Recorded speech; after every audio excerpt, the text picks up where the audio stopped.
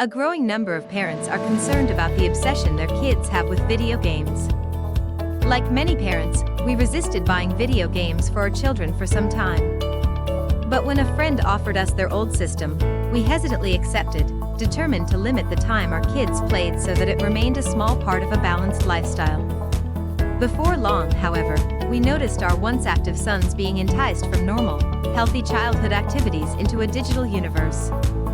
Board games remained on the shelf. Outdoor activities waned. Even relationships with friends and family changed, dominated by game chatter or conflicts over why they couldn't play just one more level. While most conscientious parents screen games to protect their children from violent and sexual themes, few understand the dynamics causing their sons and daughters to become hooked on the digital drug. They may have a bad feeling about the influence of video games, but can't imagine kids living without it in a culture where every child plays. What's a parent to do? To start, educate yourself and your children on the research regarding video game addiction. Then work to avoid these common mistakes. While you're on that, don't forget to hit the subscribe button. Ready? Let's begin with 1. Starting young. The earlier a child begins playing electronic games, the sooner he or she is exposed to the patterns that lead to addiction. Children who become accustomed to junk food lose their appetite for healthy eating. Similarly, kids also acquire a taste for certain kinds of recreation. Those who develop patterns of natural play rather than virtual play are more likely to become well-rounded, happy adolescents.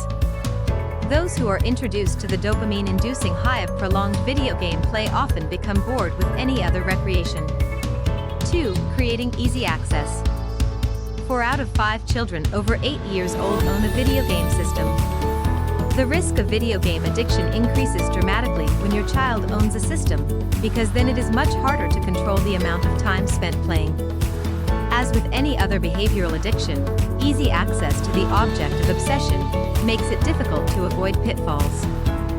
3. Using video games as a reward.